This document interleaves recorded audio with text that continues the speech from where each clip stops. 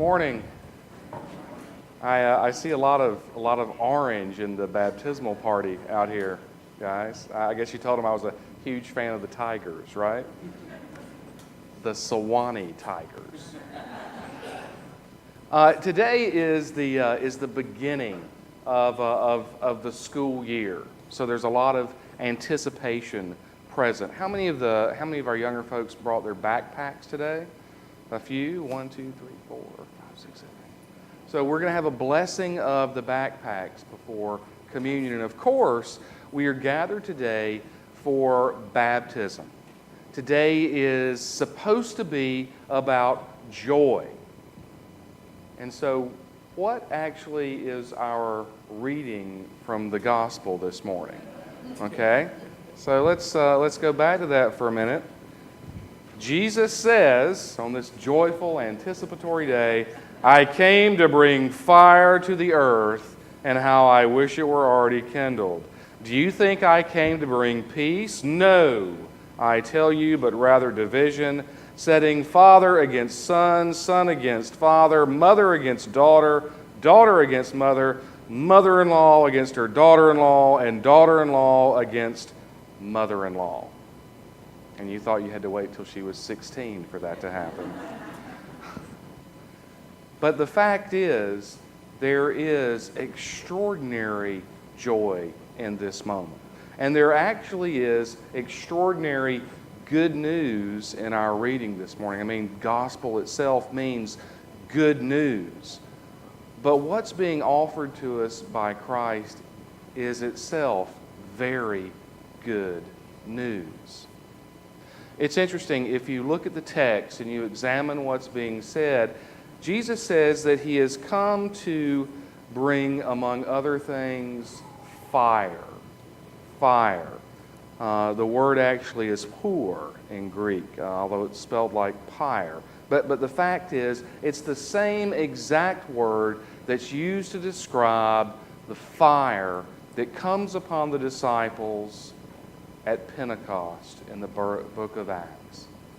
It is fire that's being offered, but it's a particular kind of fire. Which leads me into probably what's going to be considered the most unusual baptismal sermon any of you have ever heard. Just so you'll know, it's going to involve this. I'm sure everybody's familiar with 440C blank carbon steel, correct? This and this. Now, how in the world are we going to get there? Well, obviously, we're going to begin with baptism, but we're going to use the poet Emily Dickinson to speed us on our way. She says in her poem, Soul at the White Heat, dare you see a soul at the white heat, then crouch within the door. Red is the fire's common tint. But when the vivid ore has vanquished flame's conditions, it quivers from the forge, without a color, but the light of unanointed blaze. It quivers from the forge. So how shall we connect all of those pieces? Well, the fact is the connection is being held by her mother at this very moment. A very long time ago, my middle brother, Charlie, graduated from Spartanburg High School in 1968, height of the Vietnam War. And he went away to a traditional art school at East Carolina, in Greenville, North Carolina, to learn to become a blacksmith and a farrier. One of the things that they do in that setting is to teach you how to shape steel, how to work with anvil and forge, how to take the iron and harden it, to treat it sometimes even with carbon to increase its hardness, to take something from its raw state and turn it into something extraordinary and different. Which brings us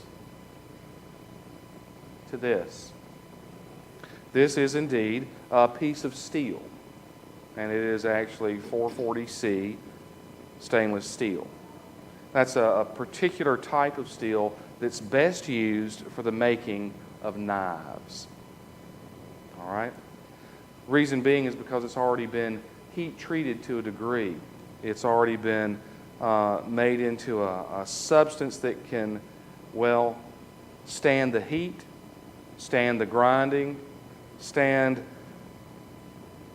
the hard work of the person who's going to shape it. It is an extraordinary raw material.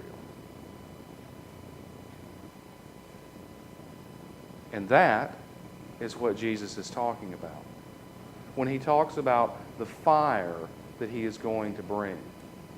He's going to bring a fire of baptism that's actually intended as a gift for all of us. A fire that will fill his followers at Pentecost. A fire that will shape them, change them, make them into something other than what they were before. And yes, that can cause division. Division is not always a bad thing. We don't always have to agree.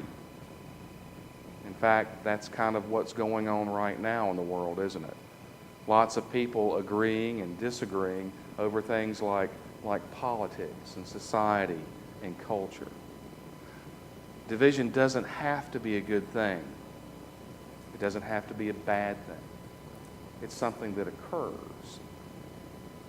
But when the fire is applied, when the Holy Spirit fills those who disagree, there is an opportunity for something else, something more. The fact is, we're all shaped by our experiences, aren't we? Is anybody here in this room, let's kind of take it out of the younger ages and perhaps those of us that are a bit more mature in our years, have we been shaped by our experiences? Yeah. We've seen the world. We've experienced the world. We have been changed as a result of the world. And yet, there is something that can help us weather those changes, those divisions.